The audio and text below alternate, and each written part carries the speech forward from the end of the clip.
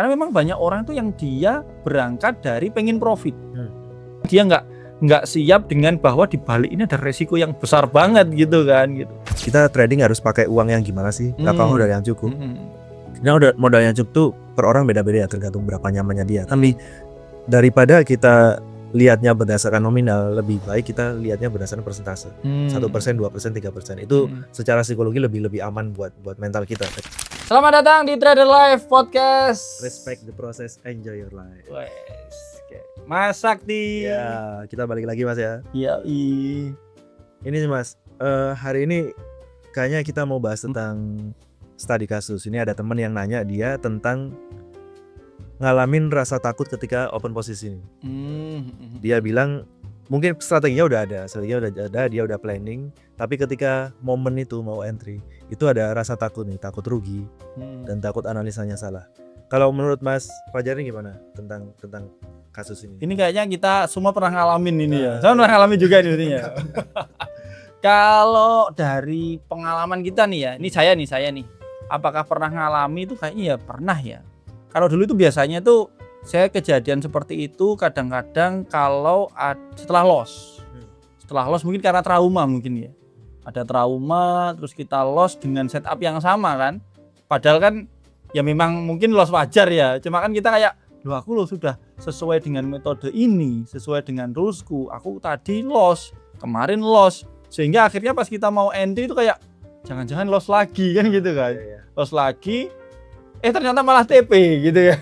Malah TP. Ya Mas Sakti gimana? Nah, itu sering kejadian sih, karena trauma itu malah bikin kita melenceng dari rencana awal. Padahal kan trade satu sama trade yang harusnya nggak berhubungan. Tapi misal orang dia udah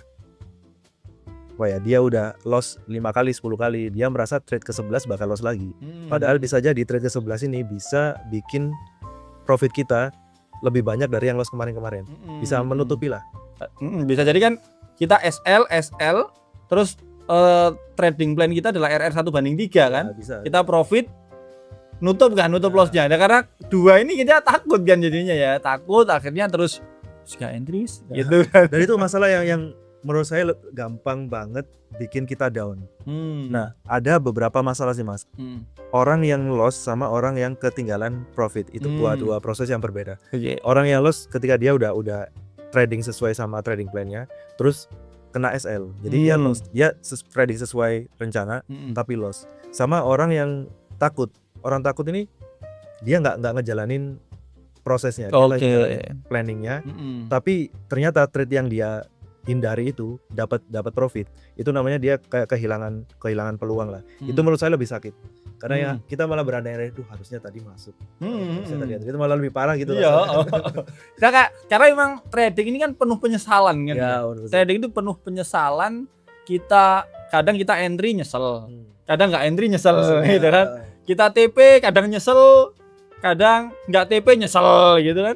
Terus loss SL ya, kita cut loss kadang nyesel, kadang nggak di cut loss juga nyesel gitu kan. Karena memang kalau kita ngomongin tadi ketakutan itu banyak ya memang ya. Mungkin kita tuh takut ini sih. Kadang-kadang mungkin nggak trauma tapi takut kita salah gitu. Orang itu nggak siap salah intinya gitu. Ya trader itu kan kadang dia nggak siap salah, apalagi kayak kita ya waktu dulu masih awal-awal itu kan penginnya itu selalu bener. Penginnya itu trading ya biru terus gitu kan, profit terus gitu. Kayak kita nggak siap loss, akhirnya takut nggak entry gitu. Akhirnya gitu ya, mungkin bisa aja karena trauma, atau mungkin kadang-kadang orang itu banyak yang trading nggak punya metode yang jelas. Nah, bisa. Jadi sehingga dia itu kayak bimbang gitu loh. Ini analisaku udah bener atau enggak gitu. Kan tadi kan kita bahas ada orang yang mungkin analisa bener, tapi karena kemarin tadi itu loss, akhirnya takut. Nah, ada orang yang takut entry karena dia itu masih belum yakin analisaku bener atau enggak gitu. Ada keraguan di sana ya. Itu gimana biasanya Mas? Kadang orang kayak gini tuh saya udah temu beberapa kali dan kayaknya ada beberapa catatan buat temen kita satu ini. Cuma dia ngejelasinnya nggak terlalu detail, dia takutnya kenapa. Tapi dari kasus-kasus yang serupa itu saya bisa lihat ada empat penyebab kemungkinan ya. Mungkin salah satunya dialami sama teman kita ini. Yang pertama adalah manajemen resikonya. Ya benar. Resiko. Jadi ketakutannya karena dia nggak tahu seberapa besar dia bakal loss hari ini ya. Makanya di situ pentingnya manajemen resiko adalah misal kita nih udah trading terus manajemen resikonya 1% per trade. Oke, jadi kita harus tahu skenario terburuknya apa. Kalau kita trading 1% resiko per trade berarti kan dalam 100 kali trade kalau loss semua baru kita MC. Maka sebelum kita masuk terjun trading kita harus sepakat dulu apakah resiko ini kita siap untuk itu. Ya kita harus terima resikonya. Kalau belum ya jangan trading dari awal. Benar. Kalau dia udah tahu resiko terburuknya berarti kan bisa jadi ini terjadi atau nggak terjadi. Bisa jadi cuman loss 50 kali atau loss 70 kali atau mungkin cuma 1 kali yang 99 profit semua. Nah, semua itu ada kemungkinan, tapi yang penting kalau resiko skenario terburuknya kita udah bisa terima, menurut saya apapun yang terjadi ke depan itu nggak bakal nggak separah yang terburuk ini. Nah, banyak orang nggak siap dengan itu ya, nggak siap dengan itu. Terus yang saya sampaikan tadi risknya ya, mungkin risknya terlalu besar ya dia, resikonya terlalu besar. Dia bahkan kalau kita tarik mundur lagi sebenarnya dia nggak siap untuk trading sebenarnya ya, benar. Dia nggak siap dengan risk, maka idealnya ya risknya dikecilin gitu ya. Maksudnya untuk Mas siapa tadi yang tanya, bisa jadi salah satu solusinya kalau masalahnya itu kan tadi saya menyebutkan masih satu ya, untuk kalau dia risknya terlalu besar atau nggak siap berarti harus dikecilkan kan. Bisa. Dan itu standar per orang beda-beda. Kita nggak bisa nanya, Mas kira-kira resiko yang bagus seberapa. Ini nggak bisa. Ada orang yang 2% per trade dia nyaman aja, ada yang 1% itu merasa keberatan tuh kok banyak banget 1%. Maka kita harus tahu mau dibikin 0,5% atau 0,01%, terserah. Iya. Yang penting ada rasa kita nyaman di sana. Nah, kenyamanan ini tiap orang kadang beda-beda. Itu yang poin pertama sih Mas. Terus kadang orang terlalu berekspektasi, yang pengen profit banyak tapi dia nggak siap sama resikonya. Benar. Makanya kadang orang-orang saya tanya dalam 1 bulan kira-kira pengen dapat profit berapa? Saya kalau bisa 100% Mas gitu. 100% lumayan lah ya. Lumayan 100%. Terus saya tanya baliknya, kalau misalnya dalam bulan ini Masnya loss 100% siap atau enggak? Enggak siap. Berarti kan jangan berekspektasi setinggi. Benar. Kita harus utamakan resikonya dulu gitu sih. Jadi memang idealnya kan karena memang banyak orang tuh yang dia berangkat dari pengen profit. Ya, atau berangkatnya dari ya pastilah tujuan kita utama untuk trading kan profit ya. Cuman ya itu mereka itu yang difokuskan adalah di profitnya gitu. Di profitnya dia nggak siap dengan bahwa di balik ini ada resiko yang besar banget gitu kan gitu. Makanya kadang aku ngomong ke teman-teman, aku analogikan untuk orang lagi nyelam nyari mutiara. Itu padahal tak tanya teman-teman. Ini ada gambar orang nyelam ambil mutiara. Fokus utamanya apa sih sebenarnya? Harusnya di nafasnya ya. Benar, fokus utamanya adalah dia bisa balik ke permukaan dengan selamat kan gitu ya.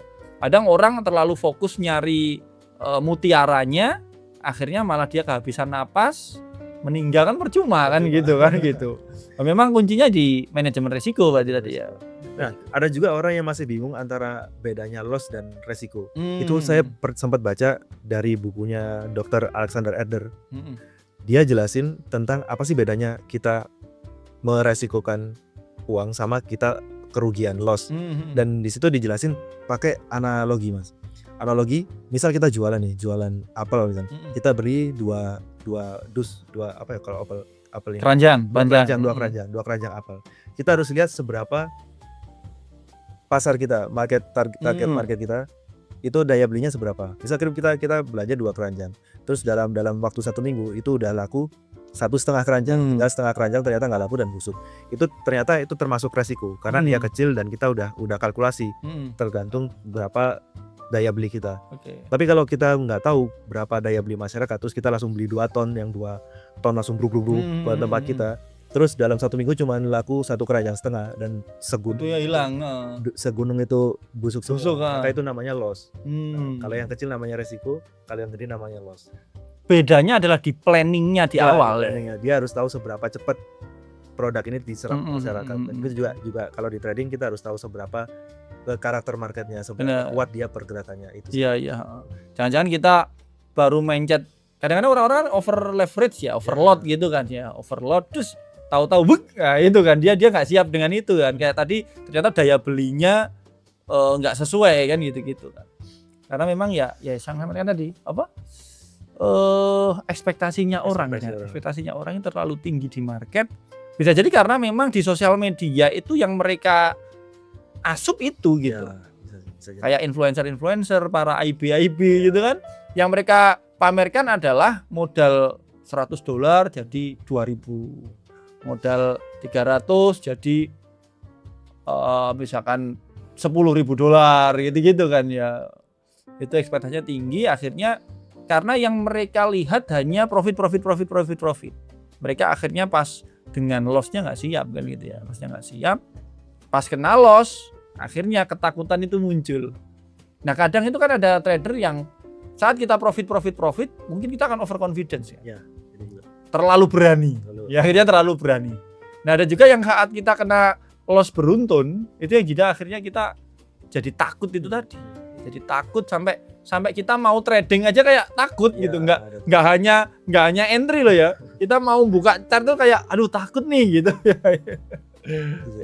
Dan beberapa juga masih ini ada perdebatan tentang kita trading harus pakai uang yang gimana sih, apakah modal yang cukup.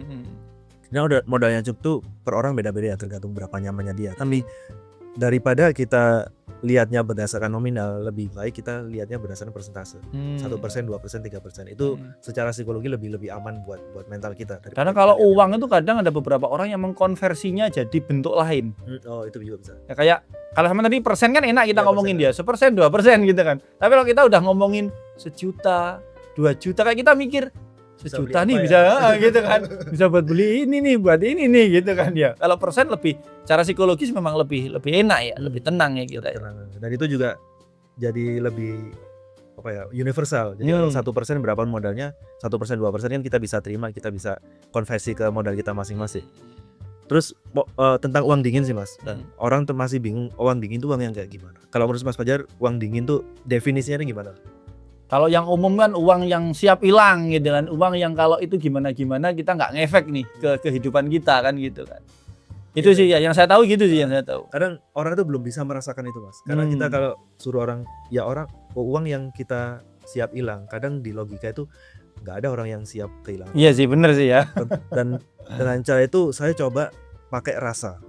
Mereka saya suruh bayangin tentang misalnya Mas Fajar bawa uang 1.000 nih, 100-an ya, 100 koin 100-an 1.000, jalan dari sini ke Jakarta. Terus tiba-tiba di Jakarta kita hitung, tinggal 900. Kira-kira 100-nya kepikiran atau enggak? Berarti kan hilang 10% tuh. Nah, kalau ada hilang 10% kepikiran atau enggak? Kok kemana ya ini? Kok kita mikir. Nah, kalau kita mikir berarti dia bukan uang dingin. Berarti masih kita kepikir kok dia jatuh di mana ya? Kok bisa jatuh ya? Nah, itu kita yang bikin kita overthinking di sana.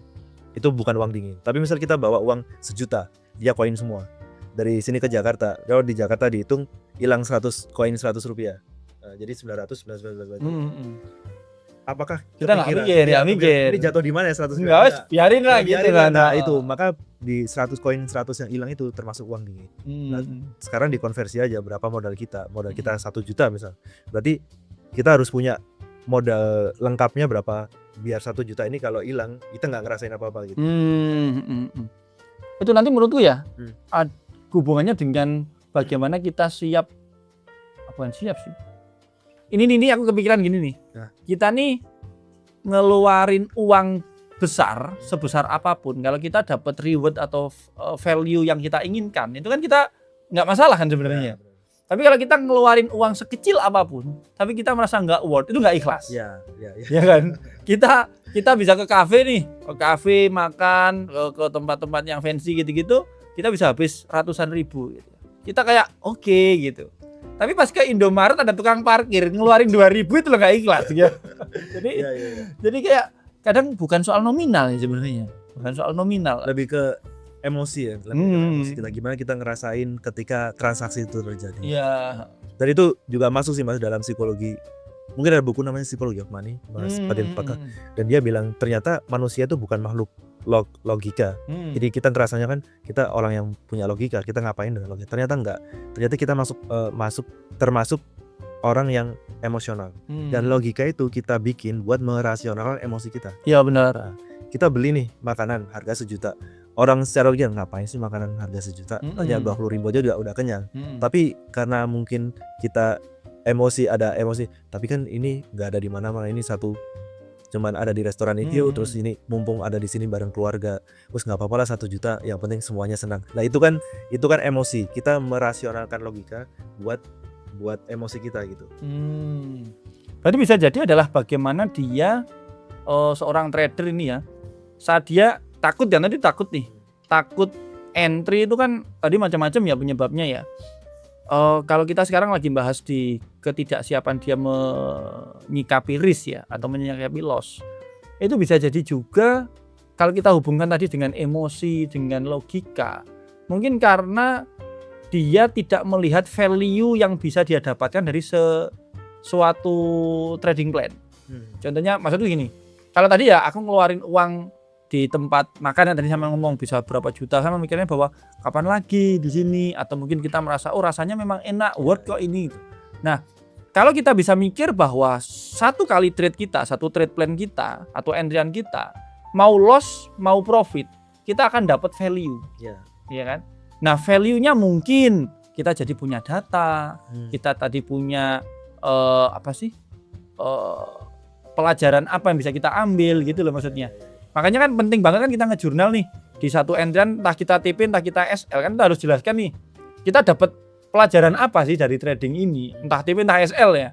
Maka kita dapat value ya, dapat pelajaran, dapat data, mungkin dapat apa. Nah, orang kan nggak ngelihat itu, dia cuma ngelihat trading itu cuma dapat 2 hal kemungkinannya, cuma dapat 1 hal dengan 2 kemungkinan, TP atau SL kan gitu kan. Dia tidak melihat itu sebagai sebuah apalah yang intinya adalah ada value lain selain profit dan loss gitu loh, sehingga aku worth loh meresikokan sekian. Nah orang kan akhirnya mikirnya gitu tadi, mau sekecil apapun risknya, kalau orang nggak siap loh kan. Buktinya waktu minus $2 nggak di-cut, waktu floating $200 ditahan. Gitu ya. Sering kejadian. Itu. Ya rata-rata itu sih, dan kadang orang dia lihat kan terlalu jangka pendek, dia lihat yang pernah sukses, padahal mungkin kalau kita ibaratkan kita bisnis jualan makanan misal, kita nggak bisa lihat sebuah bisnis ini dia bagus atau enggak dari satu hari jualan. Ada hari yang sepi, ada hari yang rame, ada hari yang produk kita nih laris semua, laku semua, ada hari yang kita nggak laku sama sekali, ada hari yang kita laku semua, ada yang laku sebagian. Dan dari situ kalau kita journaling, ini pentingnya journaling karena kita bisa lihat jangka panjangnya. Itu kita bisa lihat ternyata dalam jangka panjang ini nggak apa-apa. Ya hari-hari sepi itu emang ada, tapi dalam jangka panjang, dalam 1 bulan kita omsetnya juga masih bagus gitu. Benar. Nah itu beberapa teman-teman yang komplain kalau dia udah tentang belajar trading, terus kesana, mas saya udah belajar trading pakai teknik ini, terus kok saya lihat loss terus ya. Terus saya tanya dong, masnya dari 100 kali trade lossnya berapa kali? Kebanyakan nggak bisa jawab. Karena itu udah sifat manusia, kalau dia dapat profit itu lebih gampang lupa, mas. Benar. Lebih gampang lupa, dia ada euforia kan, dia saking senangnya wah. Tapi kalau loss keinget terus. Akhirnya dalam 10 kali loss, meskipun profitnya 5 kali, lossnya 5 kali, tapi loss 5 kali bu, apalagi kalau beruntun loss 5 kali, itu dampaknya ke psikologi lebih besar. Ya, lebih apalagi ada loss aversion gitu kan. Gimana kita rasa sakit kehilangan sesuatu yang nilainya sama itu jauh lebih besar dibanding kita dapatkan sesuatu gitu ya. Jadi misalnya kita loss $100 dengan profit $100, itu rasa sakitnya atau emosinya lebih besar yang kehilangan $100 kan gitu kan.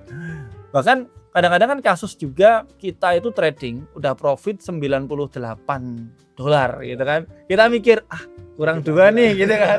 Kurang 2 ternyata nggak sesuai plan. Akhirnya kita harusnya cut di $5. Cut di $5 kan berarti kita masih profit 93 kan. Kita nggak mikir 93-nya loh. Ya kan? Bahkan profit yang lebih besar dengan loss yang lebih kecil, itu kita bisa lebih gede emosinya di loss yang lebih kecil kan. Akhirnya kita revenge atau SL-nya kita buka atau kita nambah posisi, ya kan? Yang akhirnya 98 tadi hilang semua, 98 hilang semodal-modalnya kadang-kadang itu ya. Nah, itu benar Mas. Ada namanya psikologi efek jangkar atau anchoring bias lah. Itu tadi ya, efek jangkar. ketika kita biasa ngelihat sesuatu itu ada patokannya. Ada patokan, misal kita di angka 100 juta.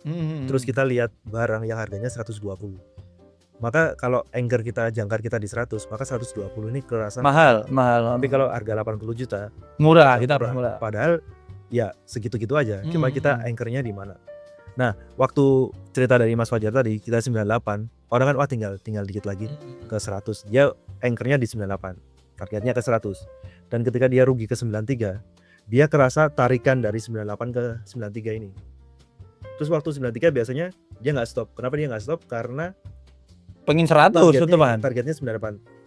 Mungkin bisa 100 atau lebih sering ya yang saya lihat adalah wah nggak apa-apa lah, nggak usah 100, yang penting balik lagi ke sini. Ketika dia merasa butuh balik lagi ke sini, wah itu dong diterusin. Nah, semakin dia jaraknya semakin jauh. Jarak antara jangkar dan realita yang semakin jauh itu ke psikologi juga. Oh iya, benar. Gitu. Iya sih. Terus tadi kembali soal ketakutan. Ya ketakutan tadi, saya juga kepikiran ceritanya teman-teman kadang nih ya, yang udah lama trade, yang masih loss dan sebagainya. Itu tak tanya, Mas. Kamu itu yakin nggak sih kalau metode yang kamu pakai profitable atau enggak, gitu kan? Kadang mereka pas bilang yakin, gitu kan? Apa yang membuatmu yakin? Terus dia bingung. Kadang karena banyak orang yang dia cuma ngikut-ikutan, dapat dari kelas kan gitu kan. Ada juga yang jawabnya nggak yakin dengan metodenya, tapi masih dipakai gitu loh. Lah, ini nggak yakin kok masih dipakai, kan lucu gitu kan. Nah kamu ngomong kamu loss, kamu nggak mau entry dan sebagainya, kamu nggak yakin, tapi ya gimana untuk mau yakinkan kan gitu kan, PR-nya mereka kan harusnya kan gitu ya, kan. Akhirnya karena dia nggak punya dasar dari metode yang dia pakai, mau entry ya takut. Dia mau takut kan, ibaratnya kayak orang mau bisnis, mau usaha, tapi nggak ada orang atau contoh orang yang pernah berhasil di situ, karena kan jadi takut kan. Ya. Atau dia nggak pernah riset kayak sama tadi, apa namanya? Yang apa? Apel tadi lah. Oh ya. Apa? Daya serapnya. Daya serapnya itu kan berarti kita tahu bahwa ada potensi, ada mungkin kalau di metode mungkin ada win rate ya, bahwa kita tahu bahwa metode ini profitable kalau kita trade sekian kali kan gitu. Nah, mereka kadang nggak punya data itu. Yang dia nggak punya data itu sehingga mereka mau masuk itu ya yang muncul pertama ketakutan gitu. Yang muncul pertama bukan ketakutan, apalagi kalau melihatnya tadi ya dari satu kali trade. Orang itu kadang kena satu kali loss kayak merasa gagal jadi seorang trader gitu kan.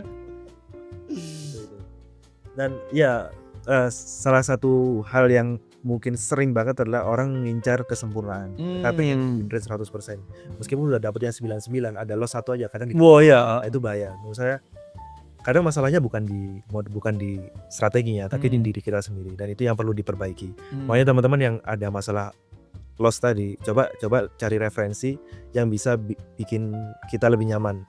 Dan ada dua hal yang bisa kita pakai. Pertama, orang nyari afirmasi itu bisa dari orang lain yang udah pernah ngelakuin. Jadi ada orang yang nenangin dia, oh ya nggak apa-apa, saya udah ngalamin prosesnya dan itu normal. Dia loss segini itu normal, dalam jangka waktu sekian normal. Itu orang merasa oh ya berarti yang tak lakuin ini ada yang mantau gitu, ada orang yang lebih tahu. Dan yang kedua, kalau kita nggak punya mentor yang bisa ngebimbing kita, itu harus punya data. Harus punya data. Jurnalnya gimana? Kita loss 10 kali berturut-turut. Apakah dari data kita yang banyak ini, apakah dulu pernah loss 10 kali? Nah itu lihat, kalau dulu pernah 20 kali, berarti kan 10 kali sesuatu yang normal. Benar. Itu masih. Dan kita juga harus aware, harus siap kalau dulu kita pernah loss 20 kali berturut-turut, berarti ke depan bisa jadi kita loss 40 kali berturut-turut. Ketika nanti kemungkinan ada loss 40 kali berturut-turut, apakah kita siap sama konsekuensinya? Kita loss 40%. Kalau belum siap, ya stop di sana, jangan trading lagi. Kalau udah siap, oke. Resiko terburuk mungkin akan ada 40 kali loss berturut-turut. Apakah modal saya aman? Apakah psikologi saya aman? Itu perlu diperhatiin dulu sebelum kita terjun ke market sih. Bahkan kadang orang nggak tahu datanya itu ya. Iya, kadang orang nggak tahu datanya. Terjun tapi nggak ada data gitu. Jadi sehingga dia waktu kena loss itu kayak, aduh ini gimana ya metode ini ya, gitu ya. Metode ini gimana ya? Akhirnya dia belajar metode lain. Pas kena loss harusnya pakai metode tadi jadi TP kan ya. Pas dia ganti metode pas kebagian SL-nya. Ngeliat orang lain metodenya C kok TP, ganti metode C kan. Kebagian SL-nya kan gitu. Itu bagian SL. Makanya kita harus tahu sih Mas. Menurutku harus tahu lebih enak sebenarnya kita analogikan kayak orang jualan ya. Misalnya orang jualan es teler enak. Ini es teler paling laku Semalang misalnya, Semalang. Dia di musim panas itu bisa laku lakunya luar biasa. Panas es enak nih, laku 200 porsi. Terus ketika musim hujan, musim dingin kayak sekarang, itu orang jarang banget beli es, mungkin ada 1-2. Maka kalau dia kebandingin kok dulu bisa laku 200, sekarang kok cuman 1-2 porsi. Sebenarnya yang masalah kan bukan di resepnya. Benar. Masalahnya emang kita lagi ada di fase harus bertahan. Harus bertahan, maka gimana caranya kita manajemen resikonya jalan sampai kita ada di musim panas lagi, musim kemarau lagi. Tapi orang yang nggak sadar di sana, mereka ngerasa mungkin yang salah resepnya. Kan dia yang diganti resepnya. Padahal ada yang salah di resepnya. Benar. Ada juga yang salah ini kayaknya penjual es sebelahku ini. Ini kok saya tahu-tahu gampang ngantuk ini ya. Itu kan kadang gitu. Itu tipe-tipe orang yang nyalain market kan ya. Ada 2 bandar, nyalain bandar, nyalain broker, nyalain market, sama nyalain mentor. Itu yang sering kejadian kayak. Nah, kadang itu justru karena kita itu terlalu banyak belajar, kita terlalu banyak pengetahuan, akhirnya yang muncul malah biasnya itu semakin banyak di otak kita kan gitu. Misal kayak tadi kakaknya yang tanya tadi yang tanya tadi, kok aku takut? Kadang-kadang kan itu karena dia melihatnya dari sudut pandang metode A. Metode A harus buy. Tapi karena dia itu kayak tahu metode B, C, D, E, F ya, pas dia kecilin dia pindah-pindah time frame gitu kan, dia gedein time frame atau kecilin time frame. Loh, tapi ini disupport nih. Kan gitu. Oh, tapi ini di FVG nih kan gitu. Ini MA-nya lagi gini nih gitu. Jadi kayak ada metode A itu kan memang metode macam-macam ya. Kadang di satu kondisi market yang sama pun metode A mungkin buy, metode B mungkin sell kan gitu kan. Ada orang yang mungkin ini udah breakout nih, maka aku akan ngambil kelanjutannya gitu kan. Ada orang pas di breakout terus dia ngelihatnya ternyata di time frame yang lebih besar. Ini masih weak kok kan gitu kan. Kayaknya reversal nih gitu. Nah, karena dia semakin banyak informasi di otaknya dia, itu kayak malah semakin takut kan kita untuk entry kan. Karena ini beneran ini analisaku ini kan gitu kan. Ya, itu ya ibaratnya kita semua metode akhirnya dicampur jadi satu kan. Kita bingung mau ngikutinya mana. Kalau misalnya saya ibaratkan orang jualan itu kayak gini Mas. Kita mungkin belajar trading itu kayak kita belajar bumbu tapi satu-satu gitu. Jadi kita belajar garam tuh asin, ini manis ini. Kalau kita berencana buat jualan es teler, berarti yang kita lihat bahannya adalah buah-buahan, terus gula, susu dan sebagainya. Kita nggak perlu lihat jahe, kita nggak perlu lihat garam, merica. Nah, kalau kita nyampur itu ibarat kita jualan es, tapi kita lihat orang jual nasi goreng. Loh, kok jual nasi goreng pakai merica ya? Kita tambahin merica ya? Itu kan nggak cocok. Benar. Kita harus tahu. Kita boleh belajar banyak, tapi kita harus memilah mana yang kita pakai. Kalau kita nggak bisa gitu, namanya noise kan. Ini banyak noise-nya, distraksi ya gitu. Iya, itu akhirnya yang membuat orang malah semakin takut entry. Bisa jadi kan nanti kan kita mulai mencoba membedah ya. Masnya tadi kan yang tanya kan nggak detail, nggak spesifik. Karena memang kita idealnya kita tanya kan yang membuat takut apa, baru kita bisa cari diagnosanya kayak lebih detail ya. Ini kayak orang, dok saya pusing gitu doang. Lah pusingnya karena pusing nggak punya duit ya pusing kan gitu ya. Kita pusing ada banyak ini ya. Cuman ini kita coba bahas beberapa penyebabnya tadi kan ya. Tadi kita ada beberapa hal lain. Terus apa lagi yang bikin orang takut apa ya kira-kira? Kalau mungkin ada pengalaman nggak Mas, kenal orang yang mungkin dia secara analisa jago nih, bisa ini ya, tapi ketika sudah sendiri kayaknya nggak ada gitu. Ya itu mungkin ada pengalaman di sana Mas Roger. Mentor sih, ketemu mentor, dia awalnya kan bikin kelas nih, aku ikut kelas, ternyata pas kita lihat, ada cerita dikit lah, tapi kita singkatnya aja lah. Ini akhirnya kita bisa ngelihat akunnya si mentor ini, ternyata dia loss, jadi portofolio selama 1 tahun itu loss. Nah kita jadi mikir kan, yang dia ajarkan ini profitable atau enggak gitu. Satu itu. Yang kedua, kalau dia ngakunya aku enggak pakai metode yang tak ajarkan lah berarti kita nggak tahu kan ini metode kita ini gitu. Makanya habis itu terus yang terjadi adalah aku ya ikut kelas lain lagi gitu langsung. Jadi uangnya karena dibalikin langsung tak bikin beli kelas lagi gitu, dan ternyata ya Gitu-gitu doang akhirnya. Gitu doang. Itu mungkin nyambung sama yang pertama Mas, yang Mas Fajar bilang banyak trader yang dia modal 100 pengen jadi 10.000, pengen jadi 100.000. Apakah itu bisa dipakai? Bisa.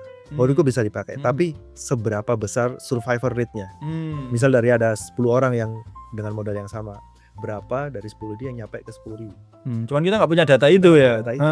Dan orangnya sendiri pun dia udah percobaan berapa kali. Nah, bisa jadi 1.000 kali berhasil satu, yang diupload di satu itu ya. Itu yang bahaya. Kalau di ini namanya survivorship bias atau ada ya juga yang bilang silent evidence. Silent evidence itu sesuatu yang kita nggak bisa tanya karena orangnya udah nggak ada. Misalnya gini, di situ diibaratin kalau kita berlayar kapal, ada 10 kapal. 10 kapal berlayar jauh, terus ada badai dadar. Dari beberapa bulan dia pulang, yang pulang cuma satu Mas. Yang pulang cuma satu. Terus ditanya, kok kamu bisa selamat? Nggak tahu dia. Dari badai ini. Dia bilang, oh karena saya baca doa, karena saya punya kompas. Saya punya kompas dan rajin baca doa. Oke, jadi orang yang di sana yang nanya tadi, masyarakatnya cuma tahu, oh berarti biar kita selamat ketika ada badai, kita harus bawa kompas dan sering berdoa.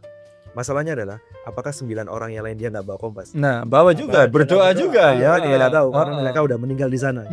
Maka itu namanya survivorship bias. Kita cuma dapat informasi dari orang yang selamat aja. Dan itu yang berbahaya. Kadang ternyata 9 orang yang lain juga ngelakuin hal yang sama loh. Dan hasilnya juga beda. Itu yang perlu diwaspadai sih. Iya sih.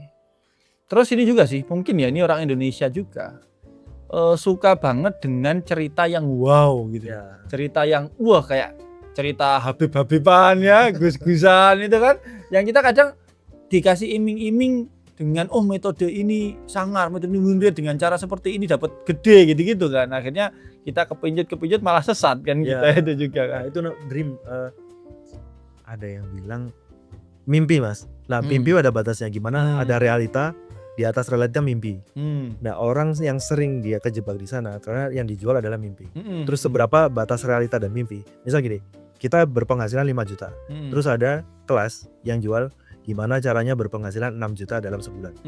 Itu masih tahap realita. Benar. 5 juta aja susah, gimana 6 juta. Dan itu sulit lakukan. Benar. Karena itu masih ada di tahap realita. Tapi kalau dia bilang gimana caranya bisa dapat 6 miliar per bulan, itu udah di tahap mimpi. 6 juta aja susah, gimana kalau 6 miliar? Nah itu kan mereka kebayangkan gimana ya caranya ya. Maka kita jual kelas yang gimana cara dapat 6 miliar per bulan, itu lebih laku. Iya. Nah, jadi sebenarnya bukan angkanya ya, tapi tahap di mana realita ini, batas realitanya sampai mana, terus kita ada di mimpinya ini. Padahal sebenarnya kalau kita ngomongin nggak usah di trading ya, di bisnis. Kalau kita ngomongin tadi ya tentang realita, kita mikir logis lah ya, kita mikir logis. Kalau kita mau punya bisnis yang profitnya adalah mungkin 100 juta per bulan, modalnya idealnya ya lebih dari itu kan. Kan gitu kan kalau kita pengen profit 10 juta per bulan. Logika kita pasti ngomong bisnisnya ya modalnya pasti lebih dari itu. Ya. Nah, tapi di trading kan kebalik. Ya kan? Kita pengennya profit 10 juta, 100 juta, tapi modalnya ya jangan segitu gitu kan. Modalnya ya 5 juta atau 2 juta lah atau 1 juta lah kalau bisa kan gitu ya. Itu kan kebalik kan. Kebalik. Padahal kalau kita menyikapi trading sebagai sebuah bisnis ya enak-enak aja loh ya sebenarnya ya. Cuman ya itu tadi orang kena mimpi itu ya, kena dijual mimpi sama orang-orang influencer itu kan. Akhirnya kayak gitu tadi. Itu ada pengalaman ini Mas. Ada teman yang nanya, dia belum bisa trading. Terus dia nanya, "Mas, aku ajarin dong trading." Saya tanya, "Kamu dari trading pengen dapat berapa? Per bulan lah bayanganmu pengen dapat." 10 juta lah minimal gitu. Oke, pengen dapat 10 juta per bulan. Modalmu sekarang berapa? Ada Mas 1 juta. Pengennya langsung berapa? 1000%. 1000%. Waduh. Dia udah pakai motivasi cara apapun nggak akan jalan. Nggak bisa jalan. Meskipun jalan, dia survival rate-nya tadi itu terlalu kecil buat orang itu. Dan itu bahaya. Ada kita gini. Ada namanya skewness issue namanya. Skewness issue itu orang itu harus melihat resikonya dulu dibanding profitnya. Kadang orang yang nggak bisa melihat resikonya dulu itu lebih bahaya, lebih gampang terjebak dalam kasus-kasus yang merugikan ini. Contohnya gini, Mas Fajar tak kasih peluang bisnis lah. Bisnisnya gini Mas, bisnisnya dia peluang profitnya 80% itu dapat 3M. Satu kali transaksi. peluangnya 80% dapat 3M. Kira-kira mau nggak? 80% mau. Mau. Ternyata habisnya adalah, maksudnya tahu revolver senjata yang isinya 6 lah. Dari 6 itu kita cuma dikasih peluru 1, kita putar. Takut kita. Nah, kalau kita tembak dia nggak meledak nih, kita dapat 3M. Nggak berani kita. Padahal itu cuma berapa ya, kecil ya? Kan peluang suksesnya kan 5/6 karena pelurunya cuma 1 ya. Tapi orang mikir adalah ya kalau nggak kena. Kalau misal kena pas pelurunya. Maka yang dipikir adalah apakah 3M ini resiko dengan meninggal. Nah, itu contoh ekstrim. Tapi ketika kita di trading kita harus pakai cara yang sama, cara pola pikir yang sama. Apakah profit 2% $2 dari 98 tadi itu worth it kalau kita ya resikonya 98 semuanya gitu. Hubungannya dengan risk reward kan itu nanti ya. Apakah risk kita ini worth enggak sih? Ya gitu kan, dengan reward yang akan kita dapatkan kan gitu ya. Padahal kalau kita yang revolver tadi kita coba 6 kali ya kita bisa dapat 3M kali 5 15M dengan 1 kali meninggal. Kalau kita 6 kali 6 kemungkinan kan. Iya. Bisa dapat. Tapi resikonya gede banget sih, full margin itu. Sekali full margin. Maka full margin kan ibaratnya gitu. Iya. Gitu. Maka kalau kita nggak siap sama resikonya ya jangan diambil dari. Benar. Jangan diambil. Ya, akhirnya itu tadi ya. Dari hal tadi membuat ada rasa takut itu tadi ya. Kembali ke rasa takut. Menurutku ya itu tadi karena dia nggak tahu datanya. Nggak ada data, nggak ada acuan, nggak ada apa ya yang membuat dia yakin gitu loh. Kadang itu dia nggak punya rules baku. Nah, dia nggak punya aturan yang baku terkait metodenya dia. Akhirnya ya itu tadi, ini udah bener nggak sih analisaku gitu. Kadang-kadang mungkin udah bener tapi dia sih gitu. Ada lagi juga ini sih. Kalau tadi kan kita karena dia tahu banyak metode. Ada juga karena dia masuk di banyak grup. Grup sinyal ya kan. Kita itu misalkan kan banyak nih teman-teman yang masuk di grup sinyal nih ya, grup sinyalnya IB itu ya. Dia tuh udah yakin dengan analisanya dia, ya kan? Habis itu dia buy misalkan. Habis dia buy tahu-tahu ada muncul notifikasi dari grup sell. Lah itu terus bingung dia. Itu kalau udah entry, kadang-kadang sebelum entry kita udah takut. Kita udah nganalisa area ini adalah area kita untuk buy. Kita nunggu konfirmasi buy, tahu-tahu di grup ada yang bilang sell gitu kan. Nah, ini kok sell ya gitu. Akhirnya kita nggak berani entry kan. Nggak berani entry. Terus yang terjadi ya kita takut tadi nggak entry. Ternyata sesuai analisa kita. Wow, sesuai nih analisa aku. Nggak usah ngurusin itu. Nah, kadang-kadang kebalikannya.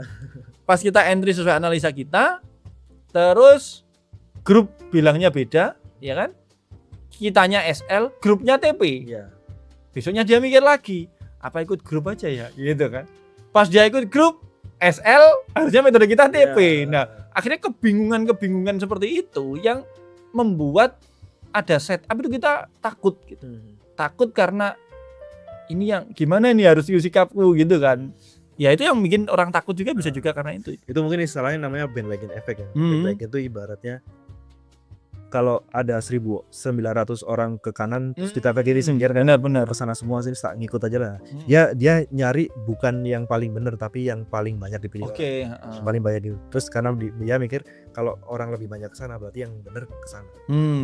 Itu akhirnya ke FOMO itu kan. Keraguan. Ya ada dua kemungkinan kan akhirnya ketika analisa kita harusnya benar kita malah ngikut yang orang salah, atau kita salah yang orang lain benar ya kita jadi nyesel. Apa kita ikut grup aja ya? Nah, tapi penilaian itu sebenarnya terlalu sempit karena kita menilai sesuatu hanya dalam 1 kali trade. Nah, itu sering terjadi kalau misal kita NFP, Mas.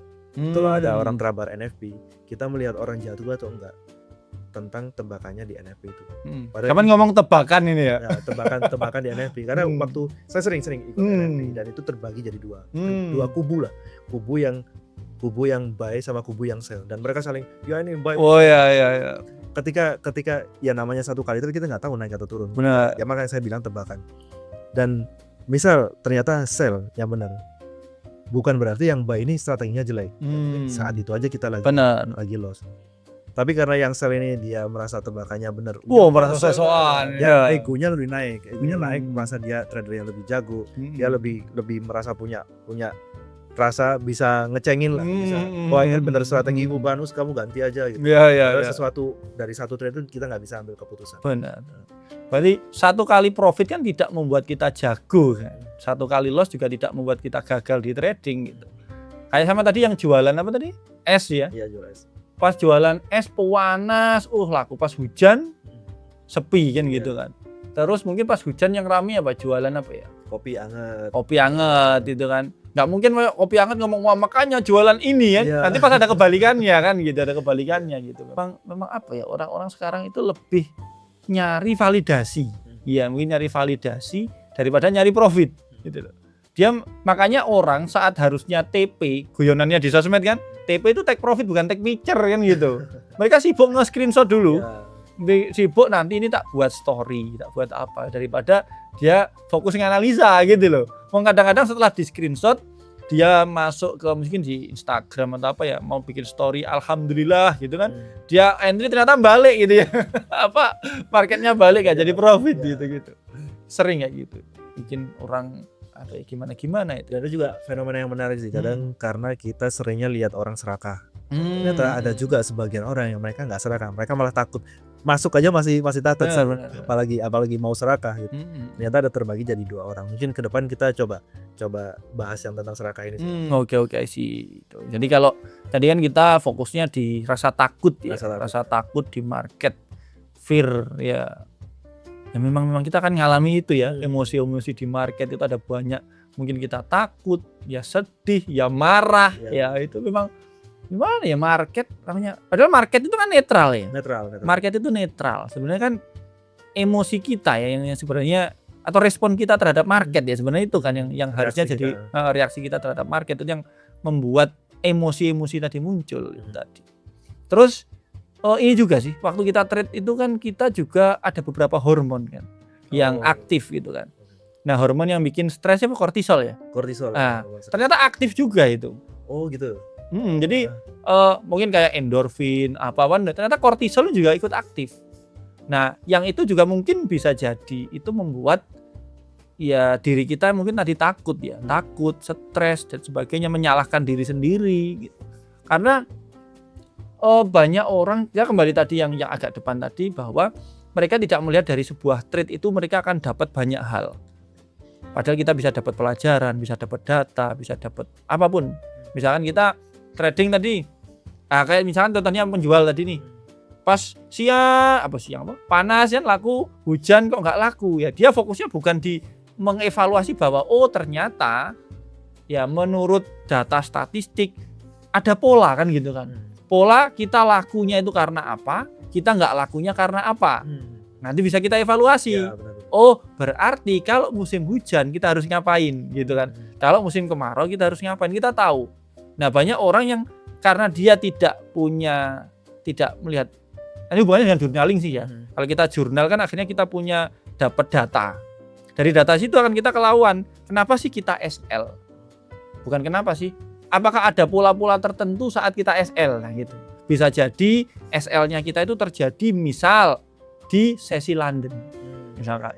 Berarti metode kita ya jangan dipakai di sesi London kan gitu. Kalau orang nggak punya data, nggak punya sesuatu yang bisa diambil dari suatu trade atau dari banyak kumpulan trade, yang terjadi setiap kali dia trade dia akan bimbang, dia akan takut karena ini bener nggak sih kan gitu, itu bener nggak sih gitu, akhirnya ya takut tadi. Dan ya tentang sesi London itu berarti masuknya ke timing mas ya. Nah timing itu juga sesuatu yang jarang banget dibahas sama orang.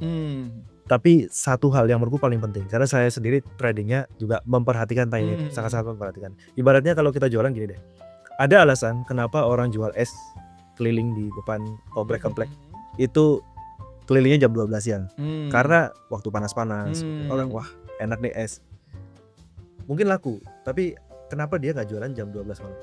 Yang kelilingnya 12 malam. Karena nggak ada orang, dingin nggak ada orang kan gitu. Tapi kan esnya sama, produknya sama, resepnya sama, tempatnya sama juga. Berarti semuanya sama, tinggal waktunya yang beda. Nah ternyata perbedaan waktu jam 12 siang dan 12 malam itu juga berpengaruh terhadap laku enggaknya si produk es krim ini. Maka timing itu juga benar-benar. Nah banyak trader tidak memperhatikan itu. Maka tradingnya 24 jam. Wah lagi nganggur nih. Oh, bukan Itu charter. bahaya di sana. Dan ya mungkin itu fungsi kita bikin grup journaling Mas ya. Bikin journaling buat bantu teman-teman yang mungkin malas journaling sendiri, sudah tahu caranya. Kita bareng-bareng journaling, kita punya data masing-masing buat kita evaluasi bareng-bareng. Makanya kita juga mengajak teman-teman di grup ya. Pagi itu saya minta untuk nge-share outlook-nya. Ayo coba di-share outlook marketnya seperti apa, supaya mereka tahu dalam kalau kita mau masuk market, kita ke pasar lah. Kita ke pasar, di pasar kan kita sebenarnya sudah punya posisi, bukan posisi sih, apa ya? Kita punya peran. Kita mau jadi penjual atau pembeli, kan gitu kan. Bukan kita ke pasar terus enaknya aku jualan apa beli kan, gitu kan enggak. Kita udah punya rencana, punya plan. Aku ke pasar mau beli sesuatu ataukah aku mau jual sesuatu.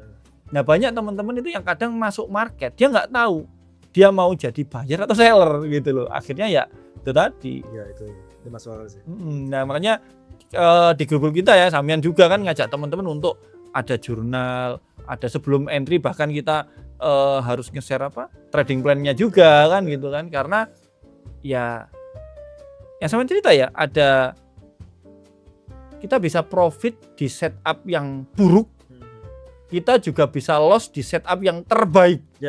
Iya kan?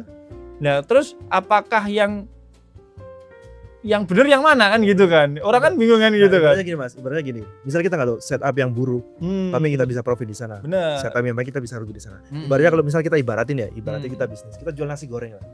Kita jual nasi goreng dan nasi gorengnya nggak enak. Nasi goreng paling nggak enak se-Indonesia. Tapi bisa aku ternyata ya. Terus kita jualnya jam 2 malam. Oke, jam 2 malam. Ketika orang-orang nggak bisa tidur terus lapar. Tapi se-Indonesia nggak ada yang jual lagi, cuma kita. Pasti dibeli kita. Pasti dibeli dong. Meskipun itu paling nggak enak se-Indonesia. Cuman kita aja. Makanya sesuatu yang setup yang jelek ada kemungkinan kita profit. Dan setup yang bagus ada kemungkinan kita loss, dan itu nggak masalah karena kita nggak bisa lihat dari satu kali transaksi itu. Kita bisa dari jangka panjang.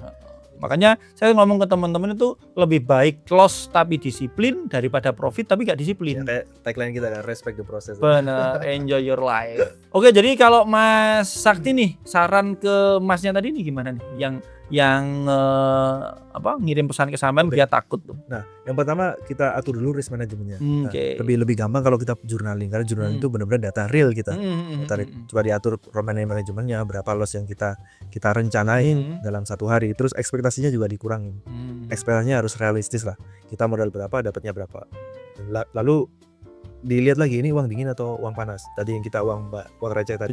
Dari tiga itu mungkin lebih bisa membantu gimana caranya kita mengatasi rasa takut. Awalnya itu dulu ya, sebelum kita ngomongin ke metode dan lain-lain ya. Nanti kalau itu udah diperbaiki, mungkin kita bisa ngobrol lagi lebih jauh tentang gimana prosesnya ke depan. Jadi startnya dulu itu ya, dibenerin itu ya. Oke. Oke, jadi tadi teman-teman kita bahas tentang ketakutannya temennya Mas Sakti ya, yang dia yang tanya tadi dia entry takut seperti apa. Jadi itu tadi teman-teman, sampai ketemu di episode selanjutnya. Trader Life. Respect the process, enjoy your life. Bye.